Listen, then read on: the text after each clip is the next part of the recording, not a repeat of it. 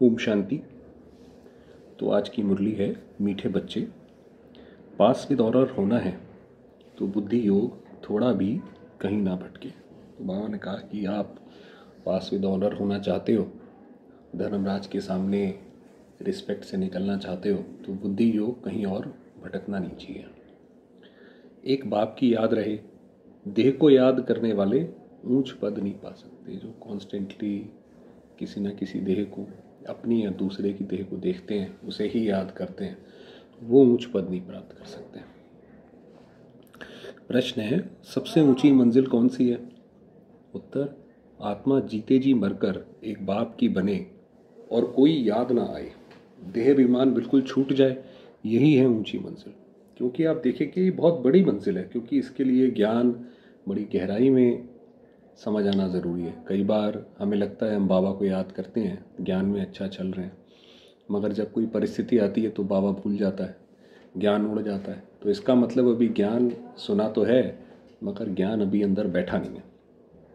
तो इसलिए बाबा ने कहा ये बहुत बड़ी मंजिल है कि ये जीते जी मरकर जो भी हमारे संबंधों में बुद्धि जाती है, शरीर में जाती है, उन सब से बुद्धि हट जाए, मोह हमारा टूट जाए। चलो भाई छोड़ो, जाएं अपना परम धाम, खत्म हुआ सभी। तो बाबा ने कहा ये बड़ी मंजिल है। निरंतर देही अभिमानी अवस्था बन जाए, लगातार ये अंदर ये अनुभव चले कि मैं आत्मा हूँ, ये है बड़ी मंजिल। इसी से कर्मातीत अवस्था को प्राप्त करेंगे, इसी से ही कर्मातीत अवस्था मिलेगी। जब ये लगातार, कर्मातीत का अर्थ ही है कि लगातार आत्मिक भान में रहना और किसी भी उसके प्रभाव में ना आना, अच्छे और बुरे दोनों में। गीत है तो प्यार का सागर है। ओम शांति। अब ये गीत भी रॉन्ग है, प्यार के बदले होना चाहिए ज्ञान का सागर, कि बाबा पहले है ज्ञान का सागर। ज्ञान होने की वजह से उसके अंदर स्नेह भी है, प्यार भी है, पवित्रता भी है, सब है। तो इसलिए पहले है ज्ञान का सागर, प्यार के बदले होना चाहिए ज्ञान का सागर। प्यार का कोई लोटा नहीं होता लोटा गंगा जल आदि का होता है। तो ये है भक्ति मार्ग की महिमा, ये है रॉन्ग और वह है राइट। अब बाबा ज्ञान की रीति से बताते हैं कि एक्यूरेट क्या है। बाप पहले पहले तो ज्ञान का सागर है। बच्चों में थोड़ा भी ज्ञान है तो बहुत ऊंच पद प्राप्त करते हैं। जितना जिसमें ज्ञान है उस हिसाब से उसको ऊंच पद मिलेगा। बच्चे जानते हैं अब इस समय हम बरोबर चैतन्य दिलवाड़ा मंदिर के भाती हैं, यानी कि उसके वारिस हैं। जो आपको पता है मधुबन में चैतन्य दिलवाड़ा मंदिर है। चैतन्य माना दिलवाड़ा मंदिर है, और चैतन्य जैसे जीते जागते तो हम देवता हैं, तो हम वो बनेंगे। वह है जड़ दिलवाड़ा मंदिर और ये है चैतन्य दिलवाड़ा मंदिर, जो ये बाबा का घर है। ये भी वंडर है ना, जहाँ जड़ यादगार है वहाँ तुम चैतन्य आकर बैठे हो। तो बाबा कह रहे हैं मधुबन में ही मंदिर है और आप भी मधुबन में आके बैठे हो। जहाँ जड़ यादगार है वहाँ तुम चैतन्य आकर बैठे हो, परंतु मनुष्य कुछ समझते थोड़े ही हैं। आगे चलकर समझेंगे कि बरोबर ये गॉड फादरली यूनिवर्सिटी है, यहाँ भगवान पढ़ाते हैं। बाबा ने कहा जैसे जैसे समय आगे बढ़ेगा, जब बाकी मनुष्यों का, दुनिया के जो भी हैं, जब उनको ऐसा लगेगा कि अब तो दुनिया में कुछ बचा ही नहीं, सब कुछ ही बर्बाद है ना, सब कुछ में ही दुखी है, तो उनका ध्यान इधर जाएगा कि भाई यहाँ ये लोगों के पास ऐसा क्या है जो ये इतना शांत रहते हैं। तो बाबा ने कहा तब उनको पता पड़ेगा इससे बड़ी यूनिवर्सिटी और कोई हो ना सके। और ये भी समझेंगे कि ये तो बरोबर चैतन्य दिलवाड़ा मंदिर है। ये दिलवाड़ा मंदिर तुम्हारा एक्यूरेट यादगार है। तो बाबा ने कहा तुम्हारा है। ऊपर छत में सूर्यवंशी चंद्रवंशी हैं। तुम्हारा जो उस मंदिर है उसमें ऐसा दिखाया हुआ है कि पहले बहुत सारे कमरे हैं जहाँ पे अलग अलग जैसे उनको तपस्या करते हुए दिखाया हुआ है, और फिर ऊपर ये दिखाया है, छत पे दिखाया हुआ है कि स्वर्ग है। तो जैसे हम नीचे तपस्या कर रहे हैं, ऊपर स्वर्ग मिल गया उसके फलस्वरूप। तो बाबा ने कहा एक्यूरेट है वो। ऊपर छत में सूर्यवंशी चंद्रवंशी हैं, नीचे आदिदेव देवी और बच्चे बैठे हैं। इनका नाम है ब्रह्मा। फिर सरस्वती है इनकी बेटी, ब्रह्मा की बेटी। प्रजापिता ब्रह्मा है तो ज़रूर गोप गोपियाँ भी होंगे ना। अब शिव ब्रह्मा बाबा है तो गोप गोपियाँ भी हैं। वह है जड़ चित्र। जो पास होकर गए हैं उन्हों के फिर चित्र बने हुए हैं। भाई चित्र, अब बाबा बता रहे हैं उसकी फ़िलॉसफी क्या है। भाई जो चित्र बनाए जाते हैं कि ज़रूर किसी ने पास्ट में अच्छा काम किया होगा। अब आप देखिए महाराष्ट्र में ये शिवाजी महाराज का बनता है, तो ज़रूर उन्होंने कोई अच्छा काम किया है तो उनका चित्र बनता है। ऐसी देवताएं हैं, वो भी कुछ करके गए होंगे तो उनका चित्र बना हुआ है।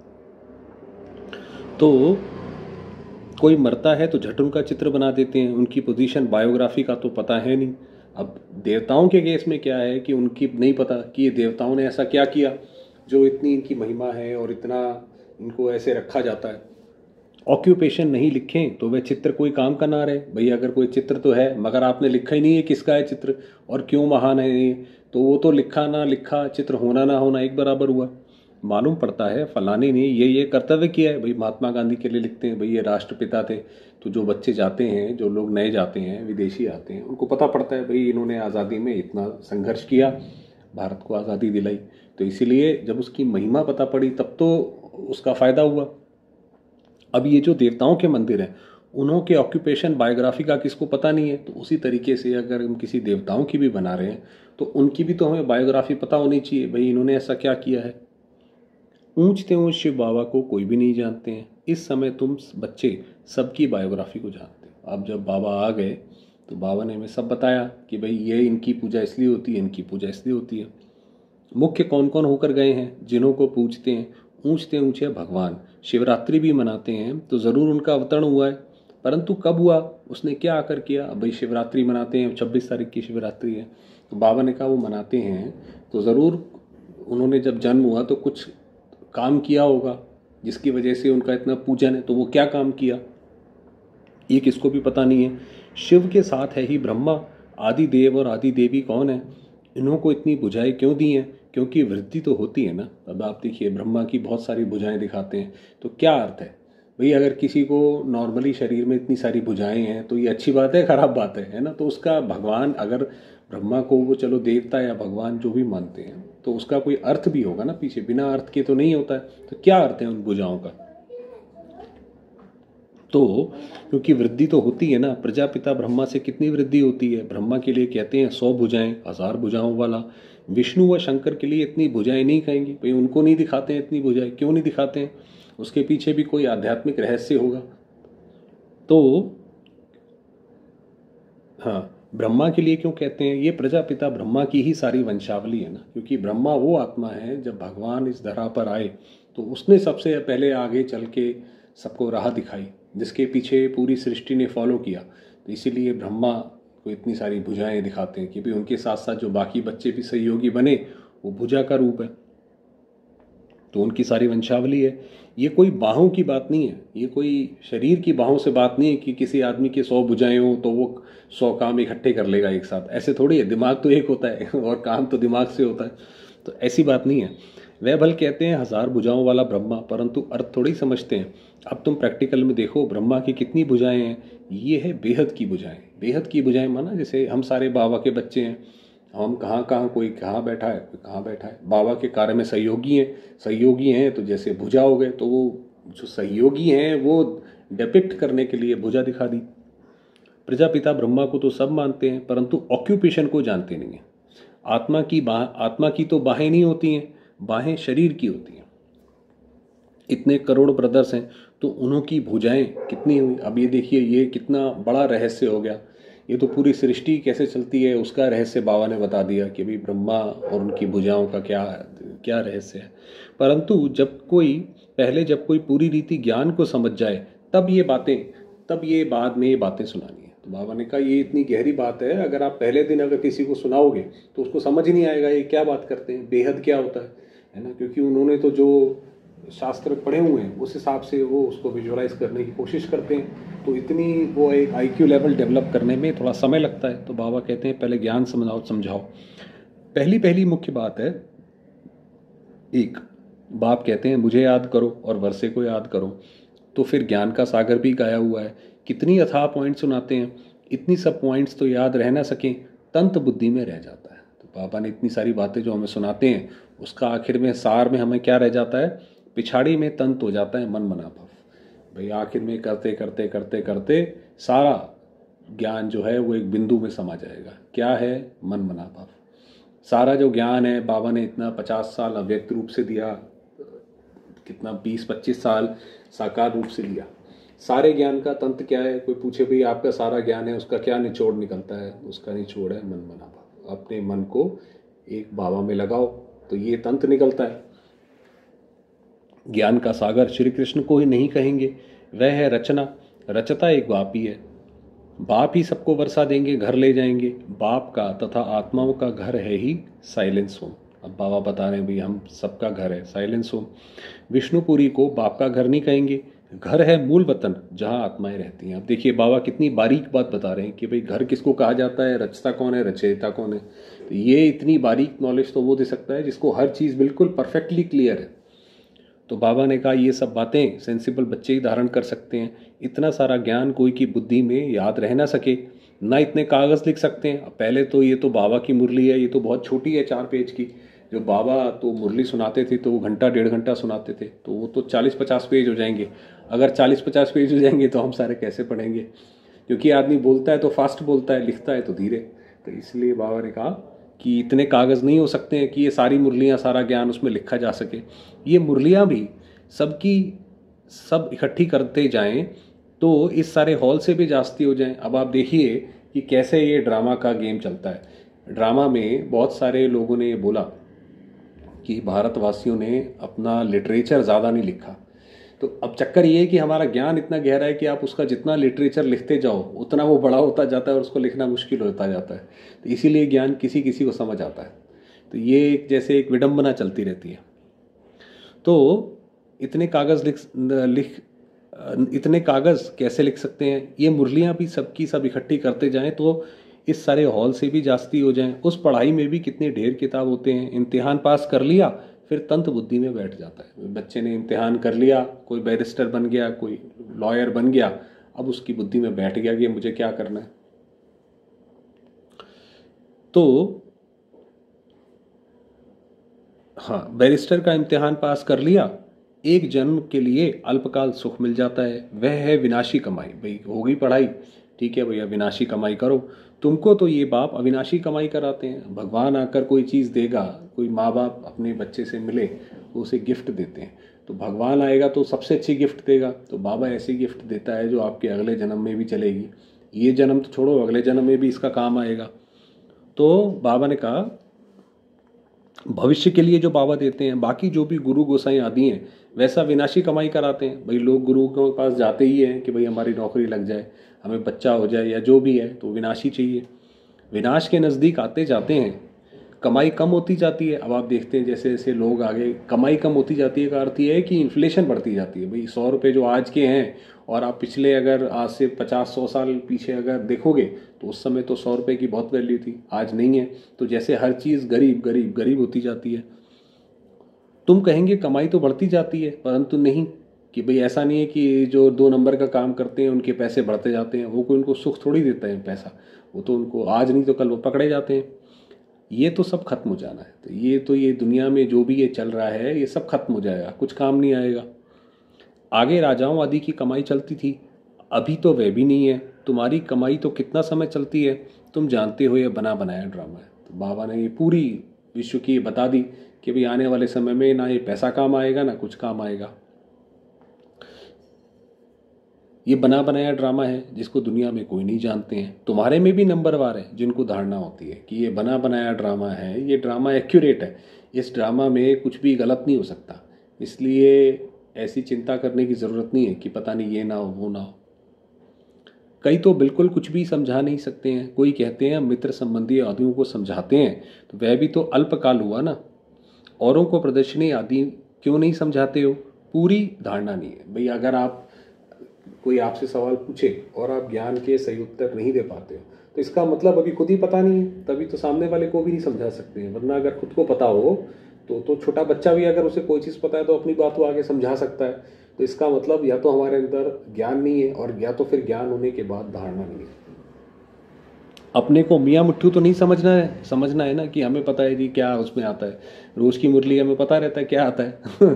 तो बाबा ने कहा मियाँ मिट्ठू नहीं बनना है, सर्विस का शौक़ है तो जो अच्छी रीति समझाते हैं उनका सुनना चाहिए। भाई किसी को शौक़ है, कैसे बाबा आप देखिए एक ही मुरली चलाते हैं।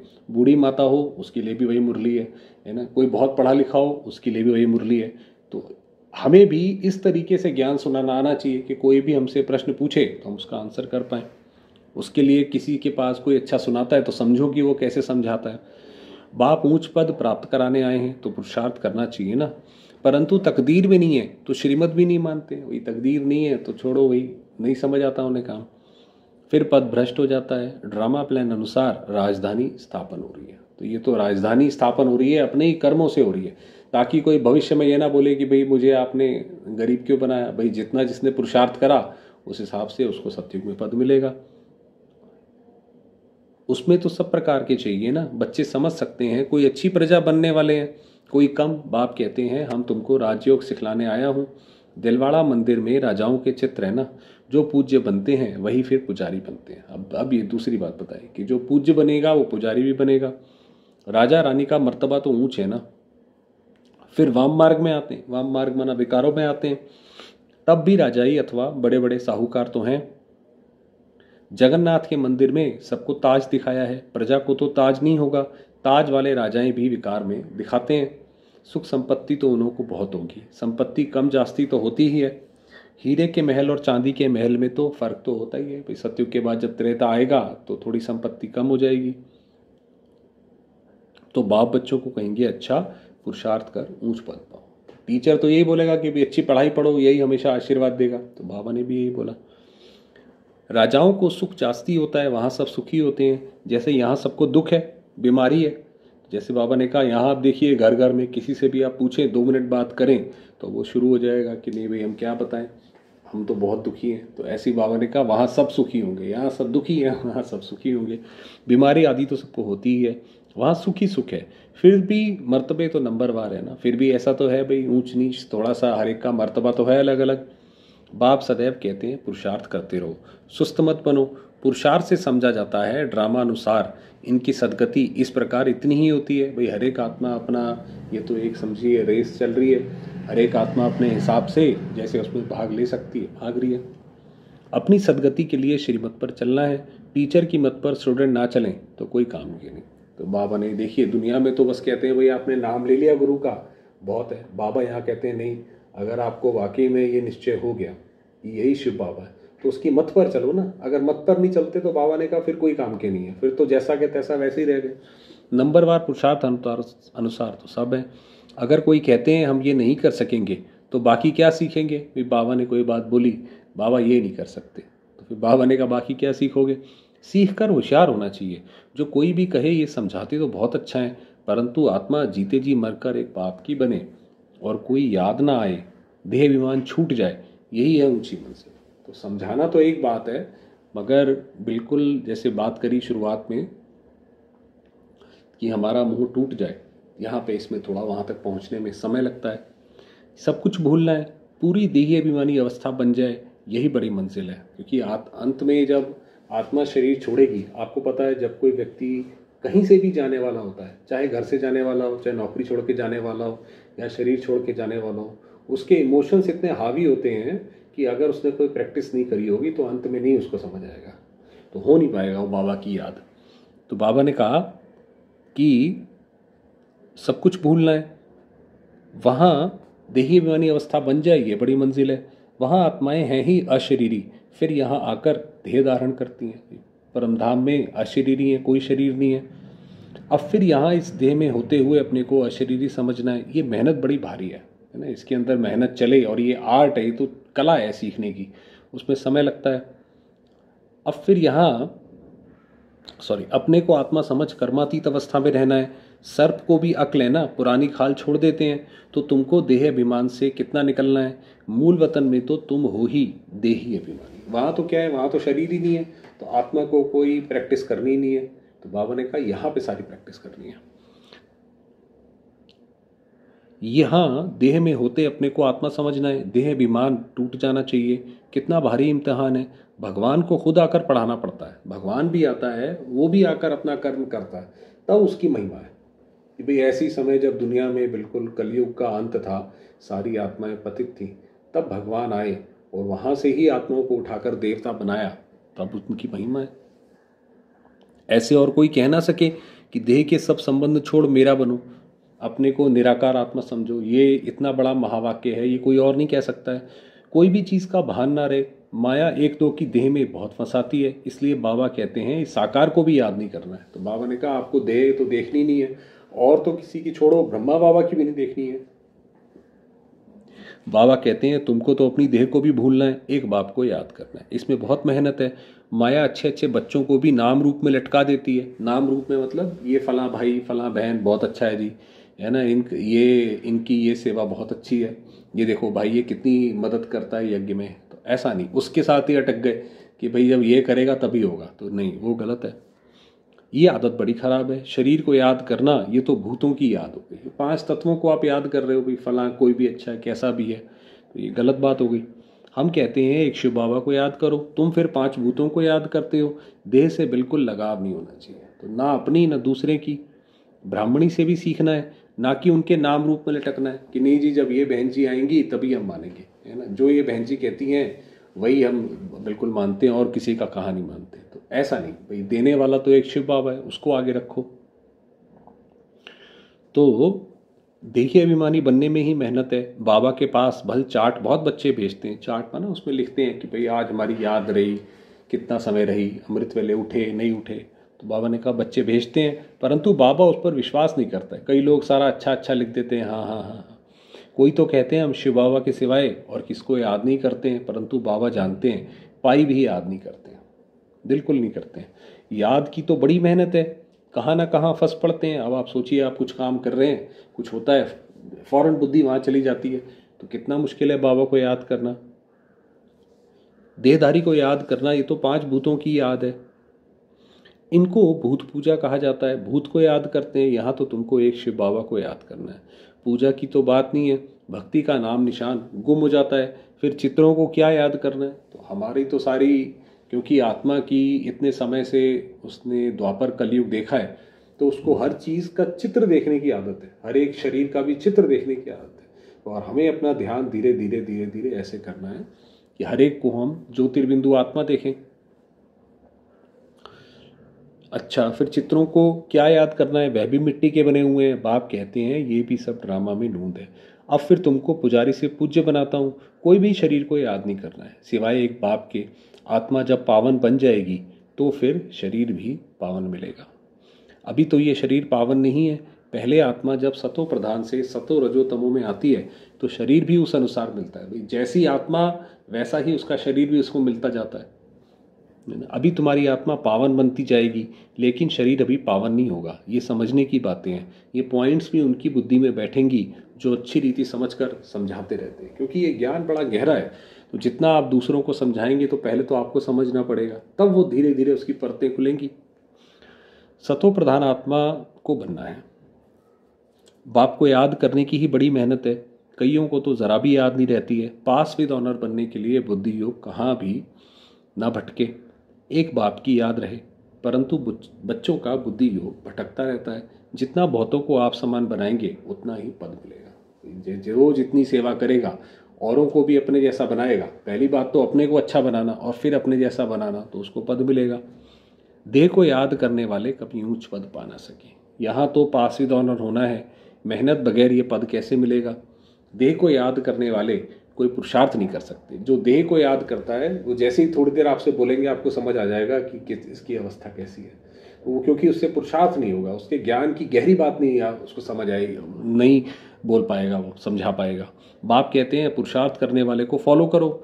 ये भी पुरुषार्थी है ना। ब्रह्मा बाबा को जैसे बाबा ने कहा फॉलो करो, क्योंकि ये भी पुरुषार्थ करते हैं, वो अपने उससे बता सकते हैं कि कैसे मेहनत करनी चाहिए। ये बहुत बड़ा विचित्र ज्ञान है। दुनिया में किसको भी पता नहीं है, किसकी भी बुद्धि में नहीं बैठेगा कि आत्मा की चेंज कैसे होती है, भाई आत्मा कैसे बदल सकती है, उसकी पर्सनैलिटी कैसे बदली जा सकती है। ये सारी गुप्त मेहनत है। बाबा भी गुप्त है। तुम राजाई कैसे प्राप्त करते हो, लड़ाई झगड़ा कुछ भी नहीं है जो हम राजाई प्राप्त करते हैं। आप सोचिए छोटे से गांव का भी किसी ने प्रधान बनना हो तो उसके लिए कितना झगड़ा होता है, और हम तो यहाँ पूरी विश्व की राजाई लेते हैं। ज्ञान और योग की ही बात है, हम कोई से लड़ते नहीं हैं। ये तो आत्मा को पवित्र बनाने के लिए मेहनत करनी है। आत्मा जैसे जैसे पतित बनती जाती है तो शरीर भी पतित लेती है, फिर आत्मा को पावन बनकर जाना है। बहुत मेहनत है। बाबा समझ सकते हैं कौन कौन पुरुषार्थ करते हैं। ये है शिव बाबा का भंडारा। शिव बाबा के भंडारे में तुम सर्विस करते हो। ये जो यज्ञ है या हमारा भी जो कुछ है वो सब कुछ शिव बाबा का दिया हुआ है, तो उनका भंडारा है। सर्विस नहीं करेंगे तो पाई पैसे का पद जाकर पाएंगे। भाई अगर किसी को सुनाओगे नहीं, ज्ञान अपने तक ही रखा, किसी और का आपने भला किया ही नहीं, तो फिर उसमें क्या पद मिलेगा? कोई ऐसा बड़ा काम तो किया नहीं। बाप के पास सर्विस के लिए आए और सर्विस नहीं की तो क्या पद मिलेगा? तो फिर कुछ भी नहीं मिलेगा फिर तो। ये बाकी और ये है राजधानी स्थापन हो रही है, इसमें नौकर चाकर आदि सब बनेंगे ना। भाई आपने अगर सर्विस नहीं करी, इसका मतलब आपने सिर्फ दूसरी आत्माओं से सेवा ली, है ना। तो आपने सिर्फ सेवा ली तो फिर भविष्य में जाकर वो सेवा उतारनी पड़ेगी। कैसे उतारेंगे? कि भाई वहाँ के नौकर चाकर बनेंगे जाकर के, वो उतारनी पड़ेगी। अभी तुम रावण पर जीत पाते हो, बाकी और कोई लड़ाई नहीं है। ये समझाया जाता है, कितनी गुप्त बात है। योग बल से विश्व की बादशाही तुम लेते हो। तुम जानते हो हम अपने शांति धाम के रहने वाले हैं। तुम बच्चों को बेहद का घर ही याद है। यहाँ हम पाठ बजाने आए हैं, फिर जाते हैं अपने घर। आत्मा कैसे जाती है ये भी कोई समझते नहीं है। ड्रामा प्लान अनुसार आत्माओं को आना ही है। जैसे ही समय आएगा, ऐसा नहीं है कि बाबा कहेगा कि जाओ बच्चे जाकर पाठ बजाओ। वो तो जैसे ही आत्मा देखेगी ये मेरा जो है रोल आ गया, तो अपने आप ही चली जाएगी। ये ड्रामा प्लान है। अच्छा, मीठे मीठे सिकिलदे बच्चों प्रति माता पिता बाप दादा का याद प्यार और गुड मॉर्निंग। रूहानी बाप की रूहानी बच्चों को नमस्ते।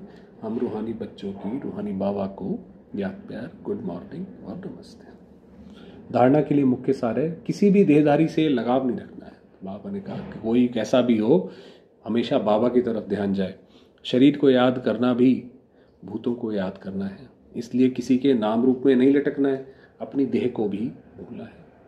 भविष्य के लिए अविनाशी कमाई जमा करनी। बाबा ने कहा बाकी सबकी यहीं रह जाएगी, यही खत्म हो जाएगा, आपकी जाएगी। सेंसिबल बन ज्ञान की पॉइंट्स को बुद्धि में धारण करना है।